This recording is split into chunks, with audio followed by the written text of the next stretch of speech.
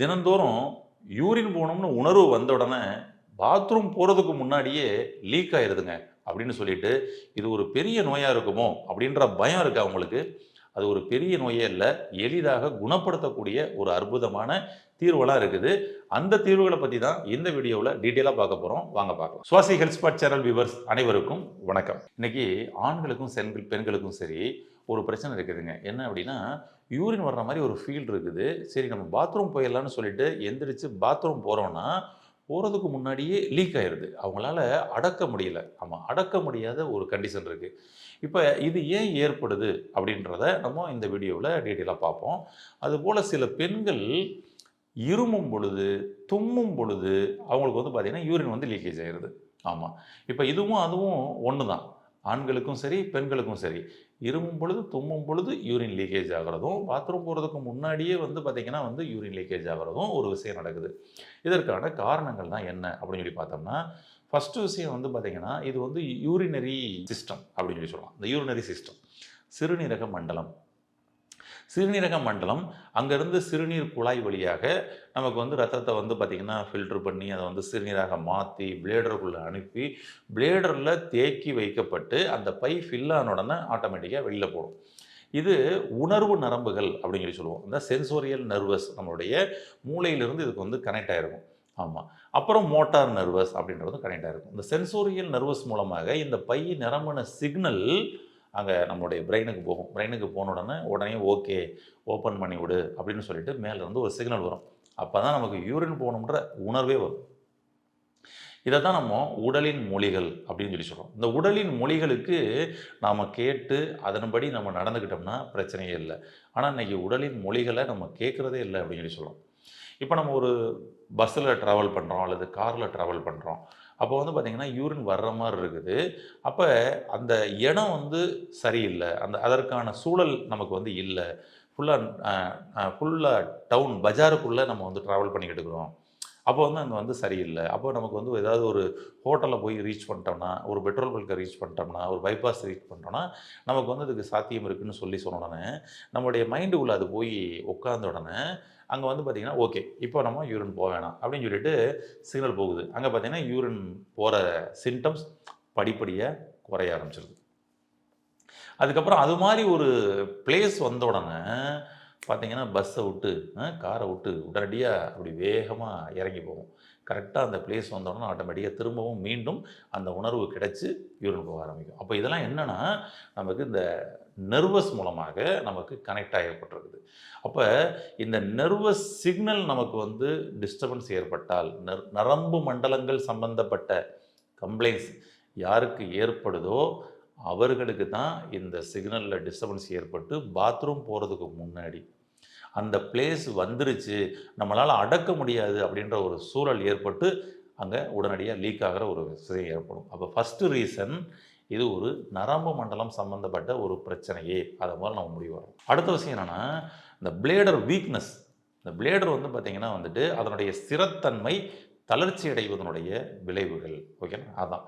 அப்போ அந்த bladder strengthen இல்லைங்க. யாருக்குங்க ஸ்ட்ரென்தன் இல்லாமல் இருக்கும் அப்படின்னு சொன்னோம்னா, குறிப்பாக அதிகப்படியாக மருந்து மாத்திரைகள் எடுத்துக்கொள்ளக்கூடிய நபர்களுக்கு இன்றைக்கி பிளேடர் ஸ்ட்ரென்தன் இல்லாமல் ஆகுதுங்க. ஆண்களில் நிறைய பேருக்கு ப்ரோஸ்டேட் கிளாண்ட் என்லார்ஜ்மெண்ட் அப்படின்னு சொல்லுவோம். இந்த ப்ரோஸ்டேட் கிளாண்ட் என்லார்ஜ்மெண்ட் இருக்கிறவங்களுக்கு அவங்களுக்கு வந்து பார்த்திங்கன்னா இதே மாதிரி அங்கே பிளேடர் தளர்ச்சி ஏற்படும். அப்போ அவங்களுக்கு வந்து பார்த்திங்கன்னா அதே போல் வந்து ஃப்ரீக்வெண்ட் யூரினு, அப்புறம் அன்கண்ட்ரோல்டு யூரினு, இந்த மாதிரிலாம் சில சிம்டம்ஸ் வந்து ஏற்பட ஆரம்பிக்கும். அப்போ இதெல்லாம் ஆரம்ப கட்டத்திலேயே நம்ம சரி பண்ணிக்கிறது நல்லது. ஏன்னா எப்போவுமே அதான் காரணத்தை தெரிந்து காரணத்தை முன்னாடியே சரி பண்ணிக்கிறது நல்லது. பிரச்சனை வந்ததுக்கப்புறம் நான் என்னங்க மருந்து சாப்பிடணும் அப்படின்னு சொல்லி நம்ம தேடுறதை விட அது பெஸ்ட்டு ஒன்று. அப்போ இதில் குறிப்பாக இன்னொரு விஷயம் நீங்கள் கவனித்து பாருங்கள். யாருக்கெல்லாம் இந்த மாதிரி யூரின் லீக் ஆகுதோ, சில பேர் சில பெண்களுக்கு பெண் குழந்தைகளுக்கு சின்ன பிள்ளைகளையே வந்து தூக்கத்தில் இருக்கும் பொழுதே வந்து யூரின் வந்து லீக் ஆகிடும். ஆமாம், தூக்கத்தில் யூரின் போனதே தெரியாது. அப்போ அந்த மாதிரி வந்து தூக்கத்தில் சிறுநீர் கழிதல் அப்படின்ற ஒரு பிரச்சனை இருக்குது பார்த்தீங்களா, அவர்களுக்கும் பிளேடர் வீக்னஸ் தான் அர்த்தம். பிளேடர் கொஞ்சம் வீக்காக இருக்குது, பிளேடரோட மசில்ஸ்லாம் வந்து கூட கொஞ்சம் வீக்காக இருக்குன்னு அர்த்தம். பட்டு இன்னொரு ஒரு உண்மையான ஒரு காரணம் என்ன அப்படின்னு சொல்லி பார்த்தீங்கன்னா, நீங்கள் அந்த மாதிரி குழந்தைகளோ அந்த மாதிரி பெரியவர்களோ இருந்தீங்கன்னா நீங்கள் கொஞ்சம் இப்போ நான் சொல்கிற விஷயத்த உங்களுக்கு இருக்கான்னு செக் பண்ணி பாருங்கள். பயம் அப்படின்ற ஒரு விஷயம் உங்களுடைய சப்கான்சியஸ் மைண்டில் ஸ்ட்ராங்காக பதிவாயிருக்கும். யாருக்கெல்லாம் அந்த மாதிரி வந்து யூரின் அன்கண்ட்ரோல்டு யூரின் இருக்குதோ, தூக்கத்தில் சிறுநீர் கழிக்கிறீங்களோ, உங்களுக்கு பயம் என்ற ஒரு பதிவு சப்கான்சியஸ் மைண்டில் பதிவாயிருக்கும். செக் பண்ணி பாருங்கள். அப்போ இந்த பயம் என்ற பதிவு போயிட்டு தைரியம் அப்படின்ற அந்த ஒரு உணர்வு உங்களுக்குள்ளே கிடைக்க ஆரம்பிக்கப்படும் பொழுது பிளேடர் பலமாகுது. இது ரொம்ப ஒரு சிம்பிளாக ஈஸியான ஒரு சொல்யூஷன். ஆனால் பாருங்கள், அந்த பயம் உள்ளே இருக்கிற வரைக்கும் பிளேடர் வீக்னஸாக தான் இருக்கும். அப்போ அந்த யூரின் பிரச்சனை வரதான் செய்யும். அப்போ உள்ளுக்குள்ளே முதல்ல சப்கான்ஷியஸ் மைண்டில் இருக்கக்கூடிய பயத்தை போக்கினால் நம்முடைய சிறுநீரக பிரச்சனை சரியாக வரும். சிறுநீரக மண்டலம் சம்மந்தப்பட்ட பிரச்சனையும் சரியாகும்.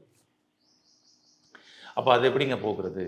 இந்த பயத்தை எப்படிங்க போக்குறது அப்படின்னா, இந்த மைண்டில் எப்போவுமே வந்து பார்த்திங்கன்னா, ஏதாவது ஒரு தேவையில்லாத குணம் ஒன்று பதிவாக இருக்குதுன்னா, அந்த தேவையில்லாத குணத்தை நீங்கள் வெளியேற்றணும் அப்படின்னு சொல்லி சொன்னோம்னா, இப்போ எனக்கு வந்து பயம் நீங்கிருச்சு, என்னோடய பயமெல்லாம் போயிடுச்சு அப்படின்லாம் சொல்கிறோம் அப்படின்னு வச்சுங்களேன், பயம் போகவே போகாது. அப்போ என்னதாங்க பண்ணணும்? இதை வந்து வெளியேற்றுறதுக்கு ஏதாவது மருந்து இருக்கா, மாத்திரை இருக்கா அப்படின்னா, மருந்து மாத்திரைகள் உங்களுடைய சப்கான்ஷியஸ் மைண்டில் பதிவாக இருக்கக்கூடிய உங்களுடைய எண்ண பதிவுகளை என்னைக்கும் வெளியேற்றாது. அதை முதல்ல புரிஞ்சுக்கணும். மருந்து மாத்திரையால் அதை வெளியேற்ற முடியாது. உங்களுடைய எண்ண பதிவுகளுக்குள் நீங்கள் அடுத்தடுத்த பதிவுகள் என்ன பதிவுகளை கொண்டு போய் பதிவு பண்ணுறீங்களோ அதை வச்சு தான் அதனுடைய மாற்றங்களே ஏற்படும். அப்போ நம்ம என்ன பண்ணணும் அப்படின்னு சொல்லி சொன்னோம்னா, இந்த பயத்திற்கான ஆப்போசிட் பாசிட்டிவ் வேர்டு அது வந்து என்ன? தைரியம். அப்போ என்ன பண்ணணும்னா, இந்த தைரியத்தை உள்ளே கொண்டு போய் பதிவு பண்ண பயம் என்ற அந்த கழிவு வெளியே போயிடும். ஒரு அருமையான ஒரு டெமோ ஒன்று கொடுப்பாங்க. இதை நீங்கள் பார்த்துருக்கலாம் நிறைய பேர். அதாவது பார்த்திங்கன்னா, ஒரு கண்ணாடி டம்ளரில் ஃபுல்லாக சாக்கடை தண்ணி, சரிங்களா? அப்படி வச்சுருங்க. ஒரு சாய தண்ணி அப்படி கூட வச்சுக்கலாம். ஒரு கருப்பு கலரில் சாய தண்ணியை ஒரு கண்ணாடி டம்ளரில் ஊற்றி வச்சுருங்க. இந்த கருப்பு கலர் சாய தண்ணி தான் என்ன அப்படின்னா, அதுதான் உங்களுடைய பயம். அப்படி வச்சுக்கோங்க. உங்களுடைய பயம் ஒரு கண்ணாடி டம்ளரில் கருப்பு கலர் சாய தண்ணியாக இருக்குது. இப்போ இந்த தண்ணியை பியூர் வாட்டர் ஆக்கணும், பியூர் வாட்டராக மாற்றணும். ஆமாம், என்ன பண்ணணும்? அப்போ என்ன பண்ணுவோன்னா, இதை நம்ம வந்து ஒரு ஃபில்டரில் போட்டு ஃபில்டர் பண்ணால் கூட தண்ணி வந்து பார்த்திங்கன்னா கருப்பு கலர் சாயம் மாறாது. நம்ம முதல்ல புரிஞ்சுக்கணும். தண்ணி வாட்டர் இருக்குது, இதை போய் ஃபில்டர் பண்ணுறீங்க, கருப்பு கலர் சாயம் மாறுமா? மாறாது. அப்போ எப்படி இந்த கருப்பு கலர் சாயத்தை மாற்றுறது? என்ன பண்ணணும்னா, நல்லா ஒரு 1 லிட்டர் தண்ணி எடுத்துக்கங்க, ஒரு 2 லிட்டர் தண்ணி எடுத்துக்கங்க, ஓகேங்களா? அதாவது இது ஒரு டம்ளர் தண்ணி தான், 100 ml தான் தண்ணி இருக்குது. இப்போ 1 லிட்டரோ 2 லிட்டரோ தண்ணி எடுத்து அப்படியே அந்த கண்ணாடி டம்ளரில் ஊற்றிக்கிட்டே வர வர உள்ளுக்குள்ளே இருக்கக்கூடிய கருப்பு சாயம், அதாவது அழுக்கு தண்ணி, அதாவது உங்களுடைய பயம் வெளியில் வந்துக்கிட்டே இருக்கும். இந்த நல்ல தண்ணி இருக்கு இல்லையா, இது என்னதுன்னா, இதுதான் தைரியம் அப்படி வச்சுக்கோங்க. அவ்வளோதான். இந்த கருப்பு கலர் தண்ணி தான் பயம், இதுதான் தைரியம் வச்சுக்கோங்க.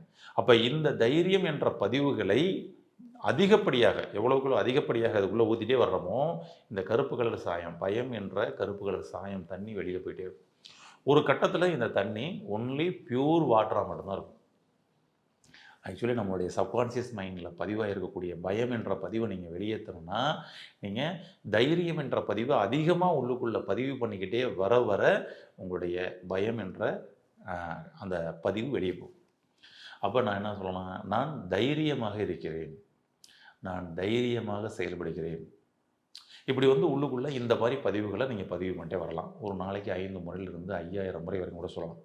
என்ன மாற்றம் நடக்குதுன்னு பாருங்கள். நீங்கள் இந்த மாதிரி பதிவுகளை பதிவு பண்ணிக்கிட்டே வர வர ஒரு வாரத்தில் 7 நாளில் ஒரு மாற்றம் தெரியும், ஒரு 14 நாளில் ஒரு மாற்றம் தெரியும், 21 நாளில் மிகப்பெரிய மாற்றம் இருக்கும். எந்த ஒரு செயல்களும் தொடர்ந்து 21 நாள் நம்ம செஞ்சிட்டோம்னா என்ன பண்ணுவோம்? அதுவாகவே நம்ம மாறிடுவோன்றிருக்காங்க. அவ்வளோதான். 21 நாள் தைரியம் என்ற பதிவுகளை மாற்றி மாற்றி அந்த குழந்தைக்கு பதிவு பண்ணிட்டு வர்ற மாதிரி விஷயங்களை பண்ணுங்கள். எந்த ஒரு செயலும் செய்யப்படும் பொழுது அது பயப்படுதா? தைரியத்தை கொடுங்க. தைரியம் என்ற பதிவு உள்ளுக்குள்ளே சப்கான்ஷியஸ் மைண்டில் ஸ்ட்ராங்காக பதிவானால் உங்களுடைய சிறுநீரகம், யூரினரி பிளேடர், யூரிட்டர் ஸ்ட்ராங்காகிடும். அந்த மசில்ஸ் ஸ்டிஃப்னஸ் நல்ல டைட் கிடச்சிரும், தளர்ச்சி இல்லாமல். இது எந்த ஒரு உணவு முறையும் இல்லாமல் ரொம்ப ஈஸியாக சரி பண்ணக்கூடிய ஒரு விஷயந்தாங்க இது. இதை ட்ரை பண்ணுங்க. அப்போ பெரியவங்களுக்கும் பாருங்களேன், யாருக்கெல்லாம் லீக் ஆகுதுன்னு பாருங்களேன், அவர்களுக்கும் இந்த மாதிரி பயம்ன்றது இருக்கும். ஆமாம், அவங்களுக்கு வந்து ஏதோ ஒரு நோயை நினச்சி பயமாக இருக்கலாம், அல்லது அவங்களுடைய உறவு முறைகளை நினச்சி பயமாக இருக்கலாம், ஆரோக்கியத்தை நினச்சி பயமாக இருக்கலாம், ஓகேங்களா? உடல்நிலைகள் நினச்சி அது மாதிரி தான் இருக்கும். அந்த எதுக்குள்ளே பயமாக இருக்கிறீர்களோ அதை நீங்கள் தைரியமாக்குற மாதிரி இந்த வார்த்தைகளை அமைச்சு அந்த வார்த்தைகளை உள்ளே கொண்டு போய் சப்கான்ஷியஸ் மைண்டில் பதிவு பண்ணுற மாதிரி ஒரு விஷயத்தை பண்ணிகிட்டே வாங்க. நான் தைரியமாக இருக்கிறேன், நான் ஆரோக்கியமாக இருக்கிறேன் அப்படின்னு சொல்லிட்டு ஃபுல்லாக பதிவு பண்ணிட்டே வாங்க. பயம் வெளியே போயிருங்க. ட்ரை பண்ணி பாருங்கள். உங்களுடைய பிளேடரில் அது மாதிரி வந்து அன்கண்ட்ரோல்டு யூரின் வருதுன்னா அது உடனடியான அந்த மாற்றத்தை வந்து நமக்கு வந்து காமிச்சு கொடுக்கும். அப்போ திரும்ப திரும்ப திரும்ப பதிவு பண்ணிட்டீங்கன்னா இந்த பிரச்சனையில் நீங்கள் வெளியே வந்துடலாம், பிளேடர் ஸ்ட்ராங் ஆகிடும். இருந்தாலும் உணவு முறையில் என்ன பண்ணலாம் அப்படின்ற ஒரு டிப்ஸ் சொல்கிறேன், அதையும் நீங்கள் பயன்படுத்துங்க, பெட்டராக இருக்கும். ஏன்னா இப்போ நம்மளுடைய சிகிச்சை மையத்துக்கு வரப்படும்பொழுது இந்த கான்ஃபிடென்ட்டை விதைக்கிறோம், முதல்ல ஒரு நம்பிக்கையை விதைக்கிறோம். அவங்க முதல்ல நம்பிக்கையான வார்த்தைகளை உள்ளுக்குள்ளே ஸ்ட்ராங்காக பதிவு பண்ண சொல்கிறோம். பதிவு பண்ணிட்டே வர்றாங்க, ஆட்டோமேட்டிக்காக ரெக்கவர் ஆகுறாங்க. அதுக்கப்புறம் தான் சிகிச்சை, மெடிசன். ஆமாம், அப்போ சிகிச்சையில் நம்ம கால் பாதத்தில் பண்ணக்கூடிய சிகிச்சையிலே பண்ணி கொடுக்குறோம். மெடிசன்ஸில் இன்றைக்கி கூட வந்து ப்ரோஸ்டேட் கிளாண்ட் என்லார்ஜ்மெண்ட் இருக்குதுன்னா இந்த ப்ரோஸ்டோ செக்லாம் ஒரு மெடிசன்லாம் இருக்குது, ரொம்ப அற்புதமாக வேலை பார்க்கும். அவங்களுடைய ப்ரோஸ்டேட் கிளாண்ட் திரும்பவும் வந்து நார்மல் ஆகிற நிலைமை வந்து நடக்கும். அப்போ யூரின் வந்து அன்கண்ட்ரோலாக போகிறது நார்மல் ஆகும். இந்த மாதிரி சில விஷயங்கள்லாம் இருக்குது, பண்ணிக்கலாம். அப்போ வார்த்தைகளை போட்டு உங்களுடைய மைண்டில் முதல்ல ஸ்ட்ராங்காக பதிவு பண்ணுங்கள். தைரியத்தை ஆட்டோமேட்டிக்காக அந்த பிரச்சனை வந்து வெளியே வரலாம். இருந்தாலும் வீட்டில் ஒரு ஜூஸ் ஒன்று சொல்கிறேன். இந்த ஜூஸை நீங்கள் சாப்பிட்டு வந்தீங்கன்னா அதுவும் ஒரு 21 டேஸில் ஒரு மாற்றத்தை ஏற்படுத்தி கொடுக்கும். அப்போ 21 நாளில் என்ன பதிவுகளையும் இந்த ஜூஸையும் உள்ளே கொடுத்துட்டே வாங்க. இந்த பிரச்சனையிலேருந்து வெளியே வரலாம். என்ன ஜூஸ் அப்படின்னு சொல்லி சொன்னோம்னா, பொதுவாக நம்மளுடைய பிளேடர் வீக்னஸ் இருக்குன்னா இந்த இன்னர் மசில்ஸ் அப்படி வச்சுக்கலாம். இன்னர் மசில்ஸ் வீக்னஸ் இருக்குன்னா அதை டைட் பண்ணணும் அப்படின்னா அதற்கு துவர்ப்பு சுவை, கசப்பு சுவை, இந்த 2 நாளுக்கு நமக்கு நல்லா பயன்படும். குறிப்பாக துவர்ப்பு சுவை தான். ஓகேங்களா? ஆமாம், கசப்பு சுவை நரம்புக்கு, துவர்ப்பு சுவை இன்னர் மசில்ஸுக்கு. இப்போ உங்களுக்கு ஈஸியாக புரியும்னு நினைக்கிறேன். அப்போ துவர்ப்பு சம்பந்தப்பட்ட, கசப்பு சம்பந்தப்பட்ட உணவுகள் அவர்களுடைய உணவில் ஒருவேளை உணவிலாவது இருக்கணும். அப்படி வச்சுங்களேன். எடுத்துக்கிட்டு வந்தால் ஆட்டோமேட்டிக்காக என்ன ஆகும், அங்கே உள்ளக்குள்ளே இருக்கக்கூடிய இன்னர் மசில்ஸ் எங்கே தசை தளர்ச்சி ஏற்பட்டிருக்குதோ அது டைட் ஆகும். பிளேடர் மட்டும் இல்லைங்க, இன்னர் மசில்ஸ் வீக்னஸ் உங்களுக்கு இருக்குதா, ஈவன் ஹெரனியா, அது பாருங்கள் அங்கே தசை தளர்ச்சி தான். ஏன்னா ஆமாம், குடல் இறக்கம், அதுக்கும் அதே போல் தான். அப்போ நீங்கள் தோற்பு சம்மந்தப்பட்ட உணவுகளை உங்களுடைய உணவு முறையில் சேர்த்துக்கிட்டே வாங்க. ஒருவேளை உணவில் தோற்பு உணவு மட்டும் தனியாக அப்படி சாப்பிட்ற மாதிரி பாருங்கள், பெட்டர். உங்களுக்கு அந்த தசை தளர்ச்சி இதாகும். உடம்பு மசில்ஸ் பூரா அப்படியே தொலைன்னு தொங்குதுங்க, தோற்பு சம்மந்தப்பட்ட உணவுகள் எடுத்துகிட்டு வாங்க, டைட்டாகும். குறிப்பாக இந்த பிளேடருக்கு ப்ரோஸ்டேட் கிளாண்ட் என்லார்ஜ்மெண்ட் ஆகிருக்குது அப்படின்றவங்களுக்கெல்லாம் நான் ஒரு ஜூஸ் சொல்கிறேன். இந்த ஜூஸ் எடுத்துகிட்டு வாங்க, சூப்பராக இருக்கும். என்ன ஜூஸ்னால் கோவக்காய் எடுத்துக்கோங்க. ஓகேங்களா? இந்த கோவக்காயோட நம்ம அந்த கொத்தவரங்காய்ன்னு சொல்லுவோம்ல, சீனி வரக்காய், அதை எடுத்துக்கோங்க. ஒரு கோவக்காயில் ஒரு 4 எடுத்துக்கோங்க, ஒரு 4 பீஸ் கோவக்காய். அப்புறம் வந்து கொத்தவரங்காயில் அதே மாதிரி ஒரு 4, 5 அந்த மாதிரி கூட எடுத்துக்கலாம். எடுத்துகிட்டு டைரெக்டாக அதை அப்படியே ஜூஸ் பண்ணுங்கள். கோவக்காயையும் கொத்தவரங்காயும் டைரெக்டாக ஜூஸ் பண்ணுங்கள். தினந்தோறும் காலையில் சாப்பிட்றதுக்கு முன்னாடி இந்த ஜூஸ். ஏன்னா ஒவ்வொரு நோய்களுக்கும் நீங்கள் எம்டி ஸ்டொமக்கில் எடுக்கப்படும் பொழுது தான் அதோட வேகம் நல்லாயிருக்கும். இப்போ இதை மார்னிங் எம்டி ஸ்டொமக்கில் கோவக்காயும் கொத்தவரங்காயும் ஜூஸ் பண்ணி தினந்தோறும் 150 ml-லேருந்து 200 ml வரைக்கும் இந்த ஜூஸை வந்து சாப்பிட்டுக்கிட்டே வந்தீங்க அப்படின்னா 21 நாள்லேயே ஒரு அற்புதமான மாற்றம் கிடைக்கும். நமக்கு இந்த மாதிரி அர்ஜெண்ட்டாக யூரின் வருது, அடக்க முடியலை, லீக் ஆயிடுச்சு, ஓகேங்களா, தூக்கத்தில் வந்து சிறுநீர் இதாகுது, இப்படி எல்லாம் வந்து பார்த்திங்கன்னா கண்ட்ரோலுக்குள்ளே வரும். உங்களுடைய பிளேடர் டைட் ஆகும், பிளேடர் திக்னஸ் ஆகும். இந்த மாதிரி யூரின் லீக்கேஜ் இனிமேல் வராமல் தடுக்கப்படும். இப்படி இதை பயன்படுத்தி உங்களுடைய மன எண்ணங்களையும் மாற்றி உங்களுடைய பிளேடரையும் ஸ்ட்ராங் செய்து இந்த தூக்கத்தில் சிறுநீர் கழிப்பதையும் அதுபோல் அடக்க முடியாமல் யூரின் லீக் ஆகிறதையும் குணமாக்கி ஆரோக்கியமாக வாழ வாழ்த்துக்கள். நன்றி.